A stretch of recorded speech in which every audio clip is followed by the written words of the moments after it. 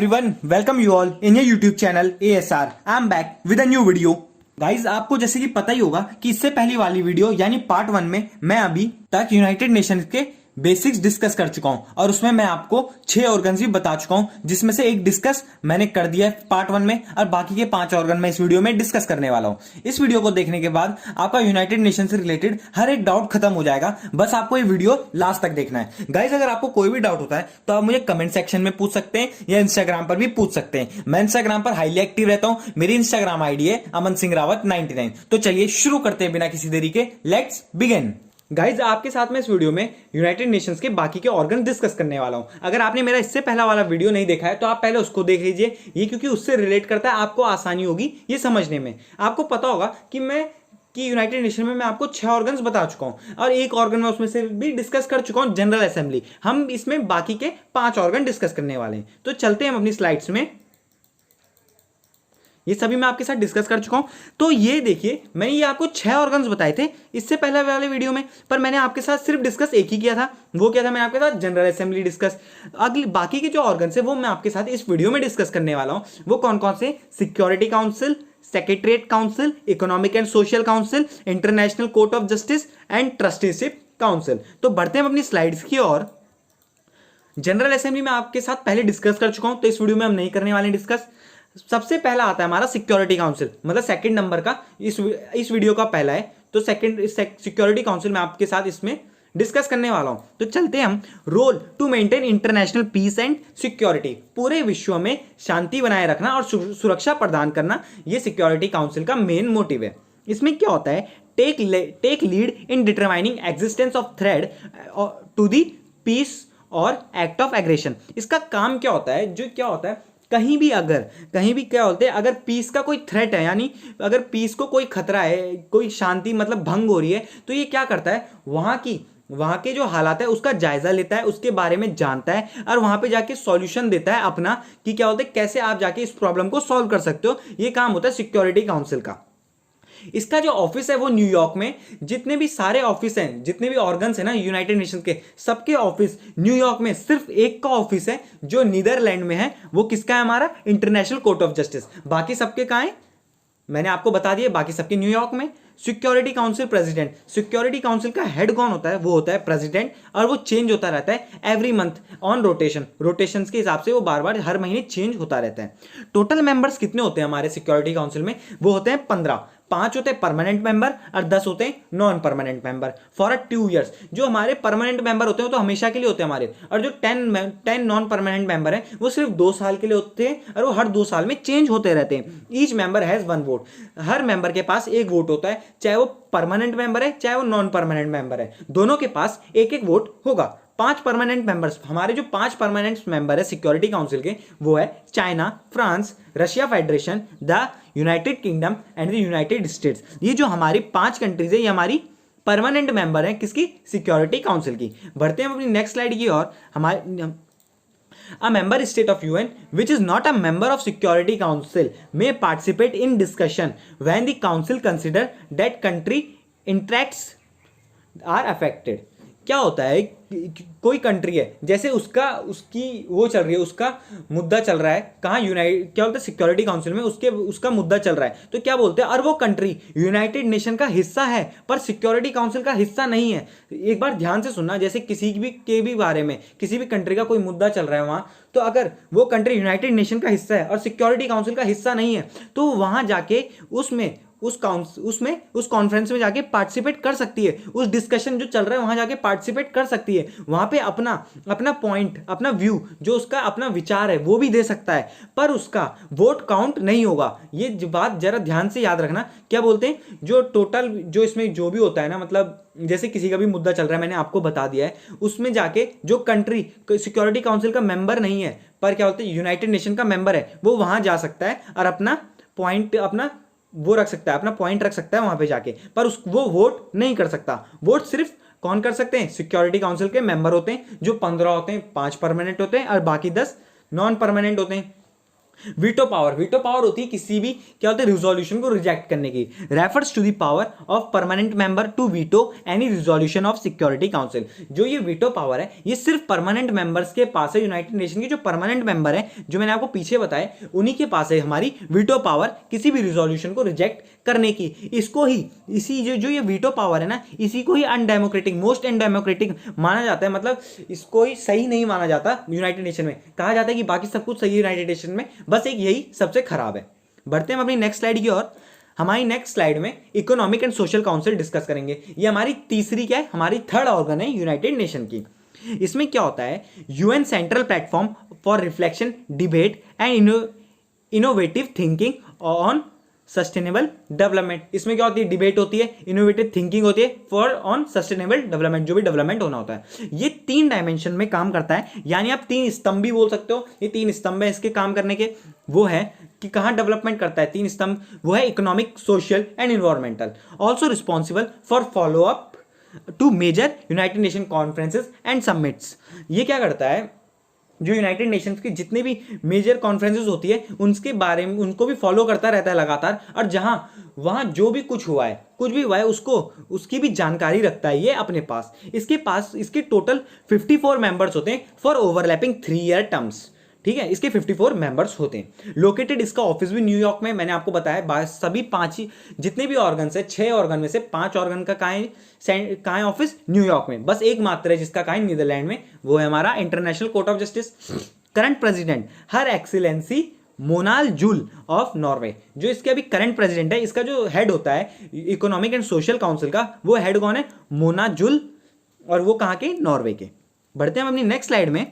हमारा अगला ऑर्गन है वो है the trusteeship council. The trusteeship council it was established to provide international supervision for 11 trust territories जिन्हें न्यास क्षेत्र कहा जाता है, and to promote their advancement toward self government और इंडिपेंडेंस। वो वाले क्षेत्र, ये मैं आपको बताता हूँ 11 ही ऐसे हमारे पहले थे क्षेत्र, पहले थी कंट्रीज बोल लो या तो फिर उनको, जो जिनकी अपनी सेल्फ गवर्नमेंट नहीं थी। ये उनका नेतृत्व उनको मतलब रास्ता दिखाना इसका काम था, इसका काम है, या तो फिर आप अभी भी कह सकते हो, पर ये अभी वर्क नहीं करती है क्योंकि इसके जो गोल्स हैं वो सारे फुलफिल हो चुके हैं।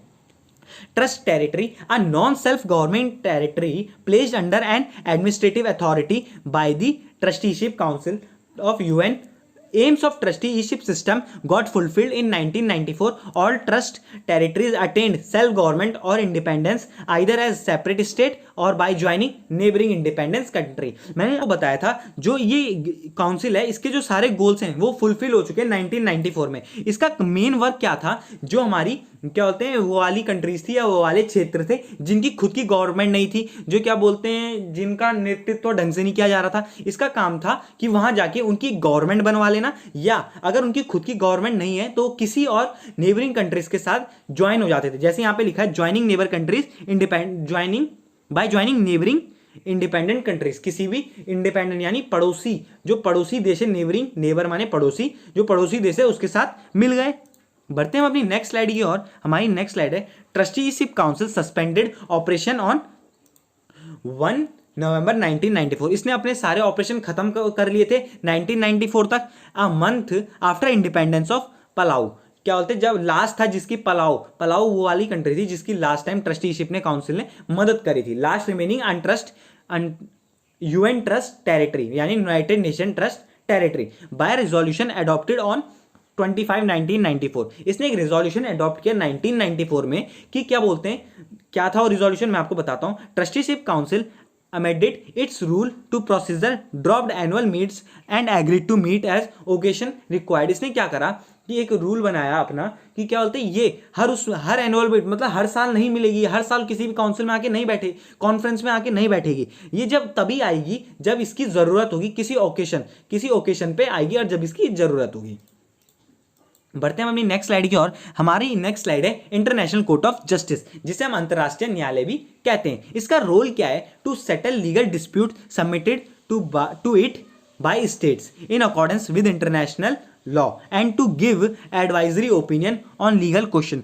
क्या जैसे कि आपको पता होगा कि एक निर्भया केस हुआ था इंडिया में, जो उसके दोषी थे, उस केस के दोषी थे, तो उनके जो वकील थे एपी सिंह, वो लास्ट तक इंटरनेशनल कोर्ट ऑफ जस्टिस के लिए लगे हुए थे। वो सोच रहे थे कि वहां से कोई जवाब आ जाएगा, क्या पता कोई फांसी रुक जाए, तो लगातार वहां से बात करने की कोशिश कर रहे थे, पर कोई संपर्क नहीं हुआ और उनको फांसी हो गई। पर इसका काम क्या होता है इंटरनेशनल कोर्ट ऑफ जस्टिस का, कि ये अपने नियम, जो इसके खुद के नियम है, उन पर काम करती है। और क्या बोलते हैं, किसी भी कंट्री है, अगर वहां के किसी भी कोर्ट को ये अपनी एडवाइजरी या लीगल अपनी जो ओपिनियन है वो दे सकती है। कंपोज ऑफ 15 जजेस, इसके 15 जजेस होते हैं, 15 जजेस होते हैं, elected for 9 year by the UN general assembly and the security council. जो इसके जो जजेस होते हैं वो 9 साल के लिए चुने जाते हैं, वो किसके, यूनाइटेड नेशन की जनरल असेंबली और सिक्योरिटी काउंसिल के द्वारा। Its seat is at the Peace Palace in Hague, Netherland. आप जो भी प्रोनाउंशिएट कर लो इसे, हैगो, तो नीदरलैंड में है पीस पैलेस। जो इसका एकमात्र, मैंने आपको बताया, एकमात्र office international court of justice का कहाँ है, नीदरलैंड में, बाकी सबके कहाँ है, न्यूयॉर्क में। इट्स ऑफिशियल लैंग्वेजेस आर, जिसकी ऑफिशियल लैंग्वेज है इंटरनेशनल कोर्ट ऑफ जस्टिस की, वो 2 हैं, इंग्लिश एंड फ्रेंच। पर यूएन की 6 ऑफिशियल लैंग्वेजेस हैं, वो बताता हूं, Arabic, Chinese, English, French, Russian and Spanish. ये यूएन की क्या है, ऑफिशियल लैंग्वेजेस हैं। और क्या होते हैं इंटरनेशनल कोर्ट ऑफ जस्टिस की, सिर्फ 2 लैंग्वेजेस हैं, English and French. ICG is a successor of permanent court of international justice. जैसे मतलब, जैसे यूनाइटेड नेशन का सक्सेसर कौन था, लीग ऑफ नेशन, मतलब उससे पहले था league of nation, United nation. पर लीग ऑफ नेशन ने अपने सारे कार्य को सीज करना पड़ा, क्योंकि सेकेंड वर्ल्ड वॉर हो गया था। तो इस कारण इंटरनेशनल कोर्ट ऑफ जस्टिस से पहले भी था permanent court of international justice. ये किसके टाइम पे था, लीग ऑफ नेशन के टाइम पर था। जो हमारा लीग ऑफ नेशन क्या था, 1920 में बना था, फर्स्ट वर्ल्ड वॉर के बाद। अब चलते हैं अपनी नेक्स्ट स्लाइड की ओर। अगला है हमारा the secretariat. The secretariat comprises secretary general and tens of thousand of international UN staff member. इसमें क्या होता है, सेक्रेटरी जनरल और जो 1000 और लाखों, हजारों, लाखों स्टाफ मेंबर है यूनाइटेड नेशंस के, वो मिलके काम करते हैं, या इसमें उनका एक समूह है। ऑर्गेनाइज अलॉन्ग डिपार्टमेंट लाइंस, इसने अपने क्या बोलते हैं, डिपार्टमेंट्स बांटे हुए हैं। ईच डिपार्टमेंट या office has distinct action and responsibility. उनके अलग अपने खुद अपनी रिस्पॉन्सिबिलिटी, जो डिपार्टमेंट इसने बांटे हुए हैं, वो उनकी रिस्पॉन्सिबिलिटीज खुद अपनी पूरी करता है और खुद ही उन पर एक्शन लेता है, जो इसने डिपार्टमेंट बांटे हुए। अपॉइंटेड ऑफ सेक्रेटरी जनरल, इसका हेड कौन होता है, सेक्रेटरी जनरल होता है। और किसके द्वारा इलेक्ट किया जाता है, by the general assembly, general assembly के द्वारा इलेक्ट किया जाता है फॉर अ 5 ईयर, 5 साल के लिए। और उसे रिन्यू भी किया जा सकता है, रिन्यूएबल फॉर टर्म। क्या होता है, अगर 5 साल बाद वो अपनी हर चीज पे खरा उतरता है तो उसे रिन्यू कर दिया जाता है। रिन्यू मतलब उसी को रखा जाता है, या तो फिर न्यू बना दिया जाता है।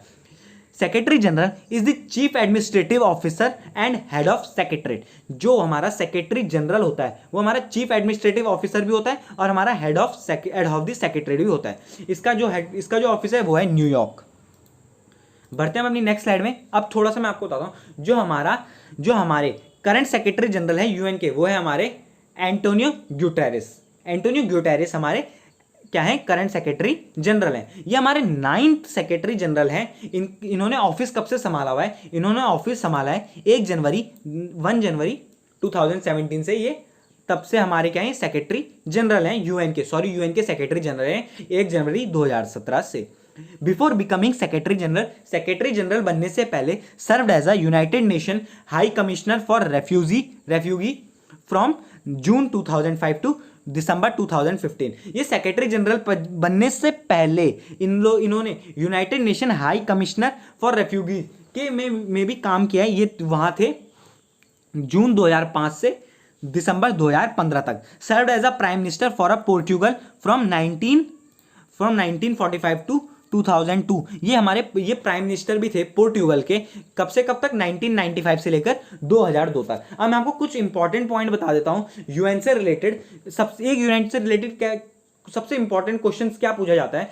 फर्स्ट इंडियन, जो पहले इंडियन कौन थे जो क्या होते हैं जनरल असेंबली के सेक्रेटरी जनरल बने थे, तो वो कौन थे, वो थे विजय लक्ष्मी पंडित। इनका कार्यकाल था 1953 से लेकर 1954 तक। और फिर एक सवाल ये पूछा जाता है कि फर्स्ट सेक्रेटरी जनरल कौन थे यूनाइटेड नेशन के, वो थे हमारे ट्रैग लाई। 1946 से लेकर 1952 तक थे हमारे फर्स्ट सेक्रेटरी जनरल ट्रैग लाई।